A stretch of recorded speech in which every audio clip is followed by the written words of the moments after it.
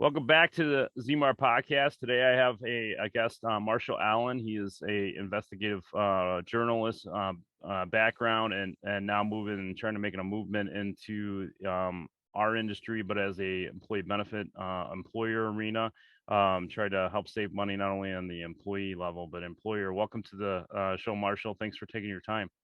Thank you for having me here, Butch.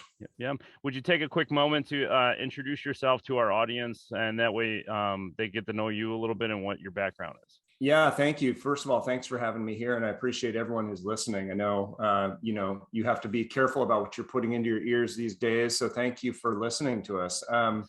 So my background is kind of unique. I actually never knew what I wanted to do for my career, so I started off.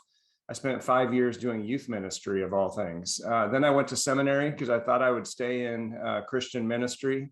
I ended up freelance writing, and that led me into the media. And then I spent 20 years as a journalist, most of that as an investigative reporter investigating our healthcare system. And so I'm a very morally minded person. I mean, that's kind of why I went into ministry. And then I find myself as a morally minded person entering our healthcare system. Sure. Writing all my stories from the perspective of the patient and the person who's engaging in the care, trying to navigate this fractured, backwards, upside down healthcare system. And so I spoke to thousands of patients and experts, patients engaging with the system. For all the stories I did, hundreds of them, I would have the patient waive their HIPAA privacy rights. So I would get their medical records, I would talk to their doctors, I would talk to their hospitals, I would talk to their insurance companies. I was able to get at what was actually happening with these cases, right? I did a lot about the quality of care, and I did a lot about the cost of care. The last 10 years I was in journalism, I worked for ProPublica, which is probably the biggest investigative news organization in the country right now, based in New York City. Sure. And I recently just left ProPublica, and now my day job, I work for the Office of the Inspector General. So now, of all things, I work for the federal government, which is something I never thought would happen. But the OIG gives me the opportunity to do inspections and evaluations of how our taxpayer dollars are being spent on healthcare for Medicare, Medicaid, the CDC, the NIH, all these big programs. I always have to add the caveat that I am not here speaking as an OIG representative, right? This is not, I'm not here speaking for the government. Yeah. I'm here talking personally as an author and educator. And then finally, I wrote the book, Never Pay the First Bill. And the subtitle of the book is Never Pay the First Bill and Other Ways to Fight the Healthcare System and Win. And I think the and win part might be the most important part of the whole title, because what I'm showing in the book is how individuals and employers can push back against this totally unfair, unjust healthcare system, overpriced, wasteful, exploiting people's sickness for profit. I'm showing in the book step by step. It's a manual about how to fight back and win. And when I say win, I'm talking about getting better healthcare benefits at a lower price. That is the win that I think the data supports that. And as you know, that's already happening around the country, where more informed and progressively minded health insurance advisors are teaming up with employers, and they're not doing things the same old way, right? They don't have to keep doing it the same way. And when they change, they're really unbundling. I mean, to simplify it, they're unbundling their health benefits package. They're changing the incentive structure. They're making it transparent. They're looking at the prices. They're reviewing the claims. They're getting out of these twisted, deceptive pharmacy benefit contracts. And they are finding ways to save 30, 40, even 50% for their employers, while the employer waives copays, waives deductibles, improves the benefits for the employees. I mean, what employee in America has been hearing at their annual enrollment meeting? Hey, by the way, you got a reduction in your premium. We waived your deductible. And now, instead of you wondering where you need to go for the highest quality care, we have a direct pay relationship with this orthopedic practice. I mean, it's amazing to see what's happening. And so I've independently documented all this as a journalist. I put it all in my book. Mm-hmm. And now the book has led to me launching my own company called Mm-hmm. Allen Health Academy. Mm-hmm. And my mission with Allen Health Academy is to make this idea of healthcare financial literacy and equipping employees part of every employer-sponsored health plan. Mm-hmm. I think that patient education is a huge missing component of bringing about success for these employer-sponsored health plans. And so the first thing I'm going to launch is a video curriculum that I'm calling the Never Pay Pathway. Mm-hmm. That'll be coming out in a couple months here. And that's based on the book. It's taking all of the how-to tactics and principles in the book Mm-hmm. and combining them into 16 short 3 to 5 minute videos so that an employee can go through the whole curriculum and they can Mm-hmm. learn how to avoid treatment they don't need, Sure. how to analyze a hospital bill to make sure it's accurate and fairly priced, how to even sue in small claims court to protect themselves if they're Mm-hmm. getting price gouged. Mm-hmm. These are things that, unfortunately, given the predatory nature of our healthcare system, employees need to know. And so I'm making it more accessible through these videos that will come out in I'm hoping by the end of March or around that time. Yeah, you hit a lot of great points, a lot of the talking points that advisors all over the country are talking about. I mean, obviously, everything you just summed up, some people listening to this would say it's too good to be true, right? The good news is it's been around for a long time. It's just now finally the tipping point, right? Right. The tipping point of employers just fed up with situations. People being too loyal to branded carriers that have been historically gouging things that are premiums and how they're expensing the claims without actually showing the data. And so they're profiting big time. And then, of course, and you do highlight some of it in your book about the Affordable Care Act just gave them more reason to increase in order for them to make more money, they had to increase claims. And so it's an indirect adverse selection kind of deal where the employer is paying all this extra money just so the insurance company's making more money in result. So that the federal government really just gave them incentives or basically a golden key to make more profits in the long run. And yeah, if you think about the insurance company, they're just a middleman, right? Yeah. They're just taking a cut off the total amount of the revenue. And if the total amount of the revenue is bigger, they make a bigger cut. That's their incentive.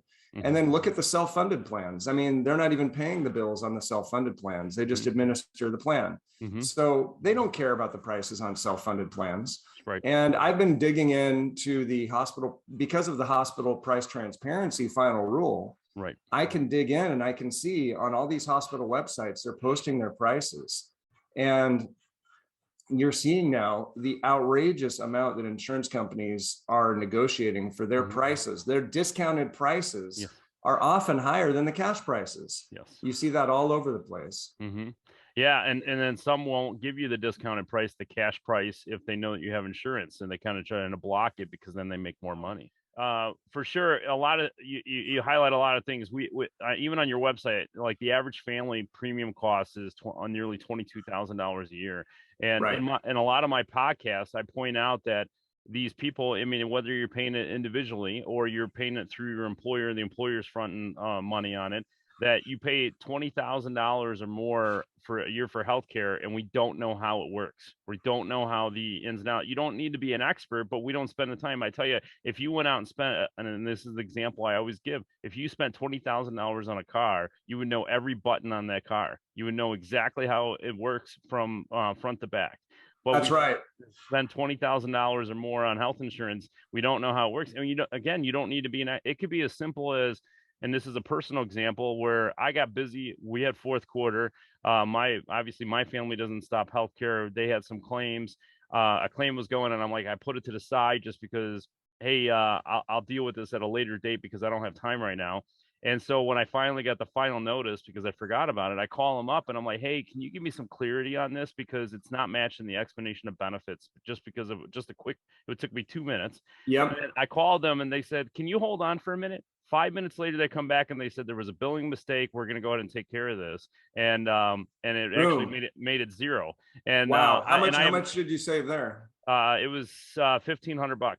Wow. Yeah. I mean, that's an amazing example because, I call the book Never Pay the First Bill, not because I'm saying never pay your bills. Right. But what I'm saying is never pay the first bill until you have checked it to make sure it's accurate and to make sure it's fairly priced. Mm-hmm. And there, sometimes it's really easy, right? You looked at your EOB, Yep. you saw that the bill did not match the EOB. Yes. You called, they corrected it. So one thing I'm trying to overcome is this myth that this is always really difficult to do. Yes. It's not always difficult to do. In fact, a lot of times it's really easy.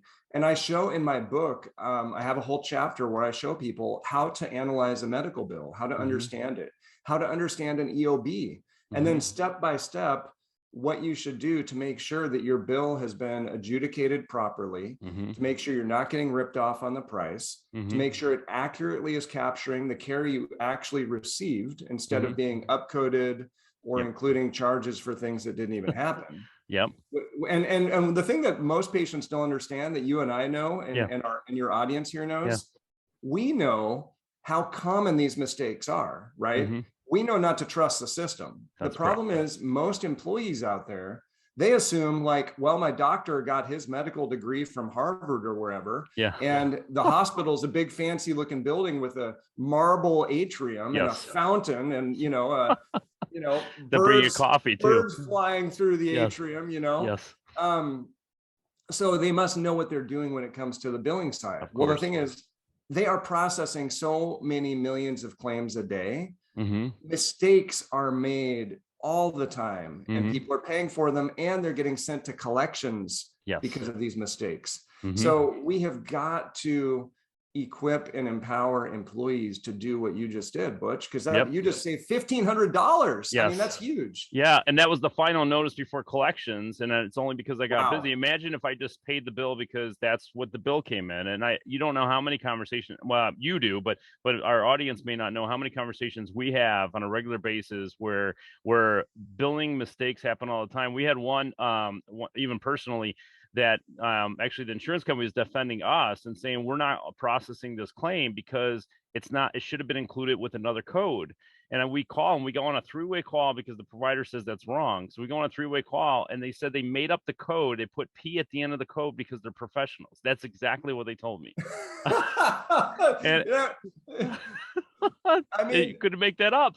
So the thing is, I have had, Butch, this is what's amazing. So you know how to get them on a three-way call, right? You know how to persist. Yes. I talk to patients all the time who have the same kind of thing happen, but the provider refuses to correct their billing error. They refuse. Yes. And so I have to show the patient, now here's what you have to do to make the provider pay attention to you.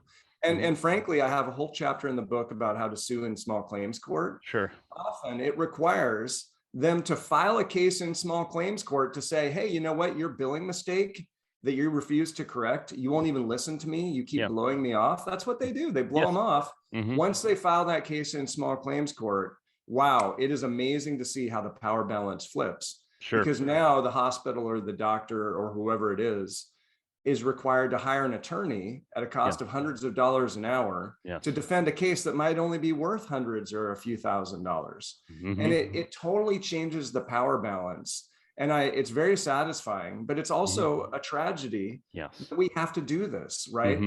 Because these mistakes are so common and they don't correct them.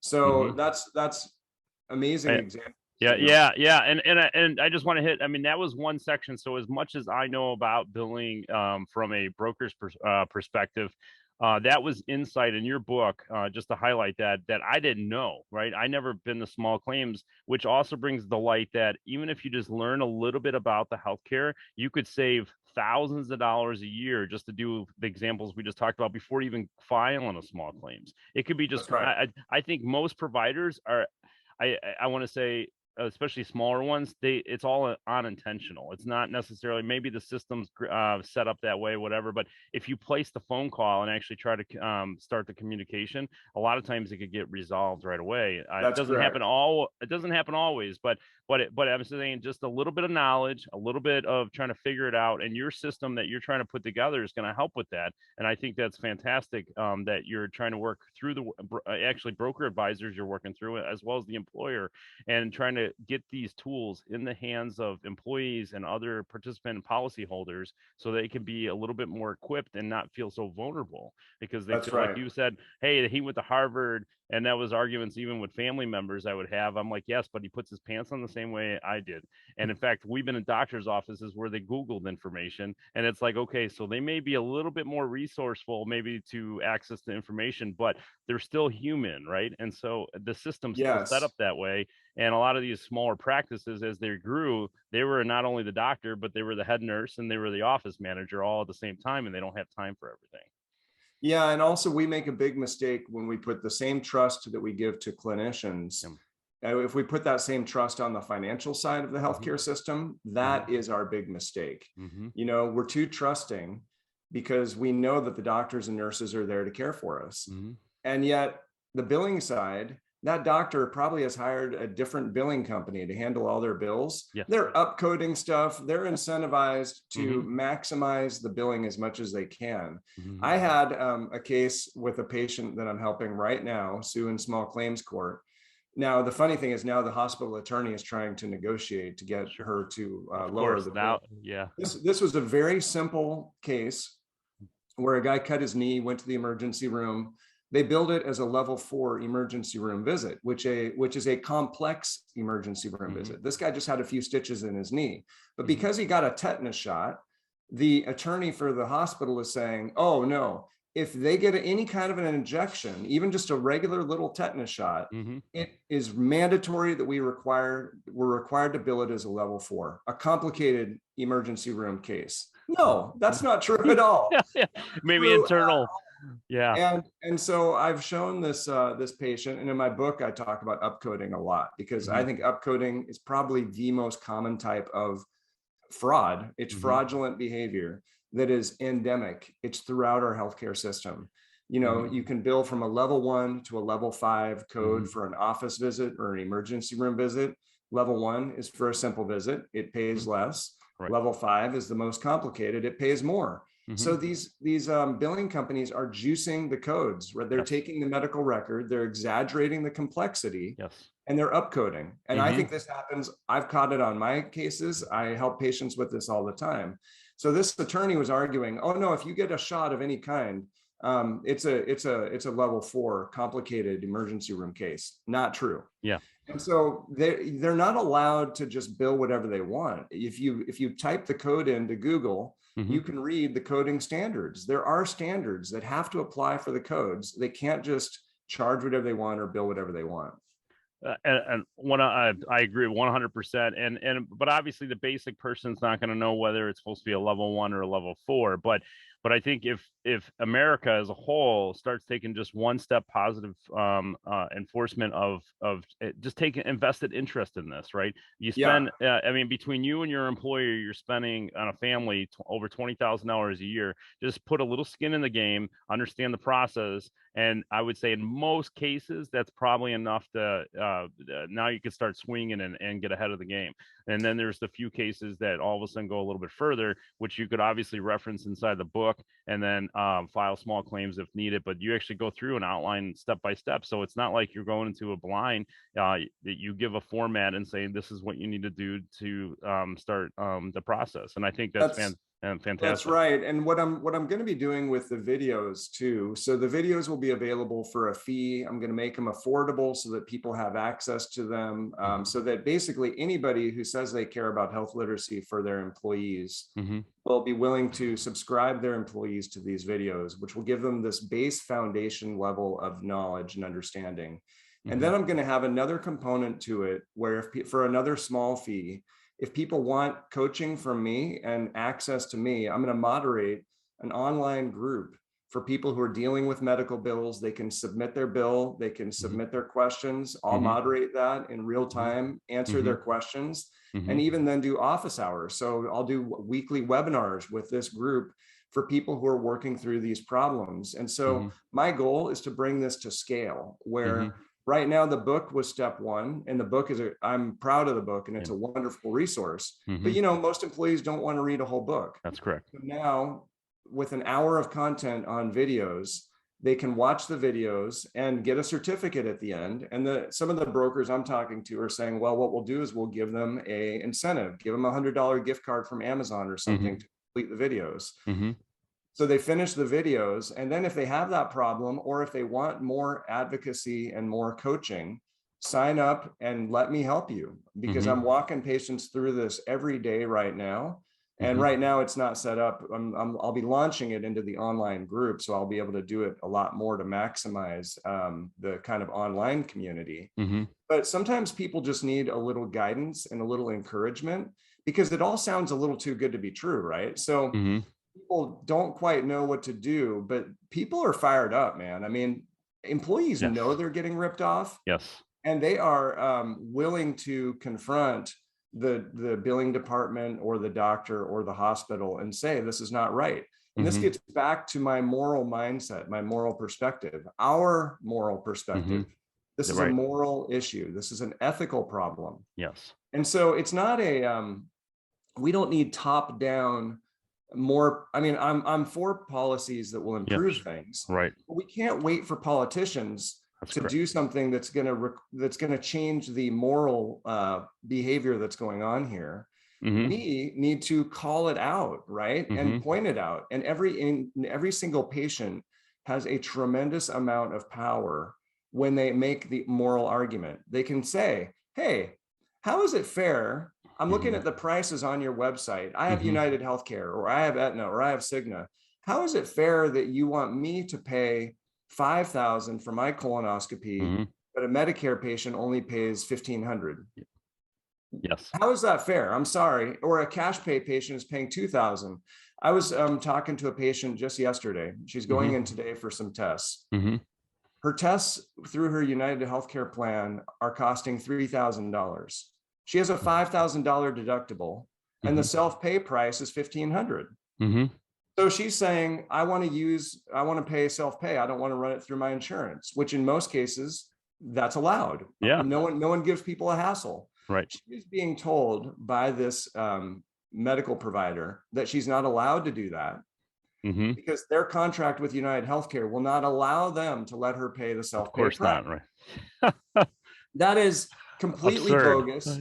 Totally absurd. So I showed her in the HIPAA law. So the HIPAA law is like, it's like the big threat that looms over every healthcare provider, that they would violate HIPAA, right? So I showed in the HIPAA law, and I gave her a printout. I showed her the printout, and I said, print this. It's basically from the government's website, the HHS website, the description of HIPAA and your rights under HIPAA. And one of a patient's rights under HIPAA is to restrict the use of their private health information to anything other than the healthcare providing itself. So in other words, I said, okay, put it in writing, bring them this printout, and then put in writing, I do not give you consent to share my private health information with my insurance company. That is your right under HIPAA. So now what's this medical provider going to do, right? They want to just extort an extra $1,500 out of this patient. The patient has to show them the law. It does not allow that. So anyway, I haven't heard yet how this is going to work for her. And then I told her, look, if they still refuse, well, she needs this treatment, right? So she is being, being held to a gun with a gun to her head, saying, pay up, right? So she needs this. She needs these tests. So I said, go ahead and get the test, and then we'll fight it on the back end. And this is where small claims court will be a very valuable tool if they do come after her for that $3,000. You bring up a good point, not only at the medical provider, but also at the pharmacy counter. There's some pharmacies nationwide that do the same practice. And now, obviously, it's a forefront in Washington. And so whether the current administration gets reelected or Congress, because we got midterms coming up, anything that's going to be updated or talked about, you're obviously going to be in tune to it. And to my knowledge, and correct me if I'm wrong, you have a new publication website that you are publishing current events and other things related to the topic. Can you give some insight so that people could actually go to it and keep up to speed on anything, that current events that are going on? Definitely. So my personal website is marshallallen.com. So I encourage people, if you want to message me or reach out to me, you can find me at marshallallen.com or LinkedIn. I'm always on LinkedIn, so you can message me. but also my Substack. So Substack is a platform for independent writers. I just recently transitioned my newsletter to Substack. Mm-hmm. And what it allows me to do is, first of all, I write about these topics. I have a Yeah. weekly Yep. newsletter that comes out, Mm-hmm. and it allows me to take in, it's free for Mm-hmm. everybody. So I encourage people to sign up, Sure. subscribe, and share it. Mm-hmm. Mm-hmm. But I'm asking people if they want to make a donation for the publication. I donate 100% of the proceeds I bring in from Substack. So Mm-hmm. my suggested monthly donation is $5 a month. And a lot of writers are using this to support their work, and it's really awesome. But I just, because I have a day job and I Yep. want to use this to try and help other patients, I'll be donating all those funds. So I do encourage people to donate, but at least sign up for free, right? It's Yep. marshallallen.substack.com. Yep.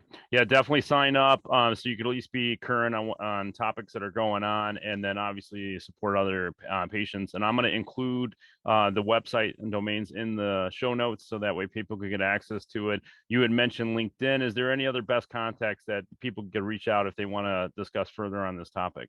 I think that's the best place. And Sure. and also, I'm happy if you want to refer your patients to Mm-hmm. me. Mm-hmm. If you have employees who are dealing with these kinds of Yes. problems, I relish helping them. I mean, I really enjoy it. Mm-hmm. And I learn a lot also Sure. through each of these individual battles. Just yesterday, I was reading the HIPAA law, right? Because Yep. I was Right. like, because I knew it wasn't right, but I was like, what is the law here? What is really the Sure. law that we need to cite Mm-hmm. to really checkmate Yes. that billing person who says, no, you have to use your insurance. You do Mm-hmm. not have to use your insurance. Right.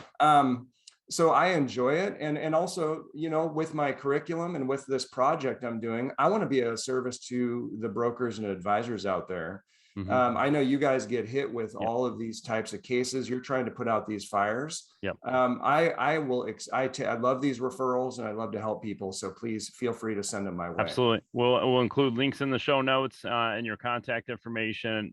This has definitely been great. I encourage everybody if they're readers to pick up the book and then obviously subscribe to the subscription. And then I think this is great, and you're doing a great thing for our industry as a whole. But obviously the end game is to help the end user, the policy holders, the patients get ahead of the spectrum, because we're just getting gouged out there. Hey, Marshall, thank you so much for your time. I really appreciate it. And then hopefully to get you back on with some updates as current events start changing things. That'd be awesome. Thanks, Yep. Butch. I really appreciate you taking the time to have me Yep. here. Not a problem. I appreciate it. Thanks so much.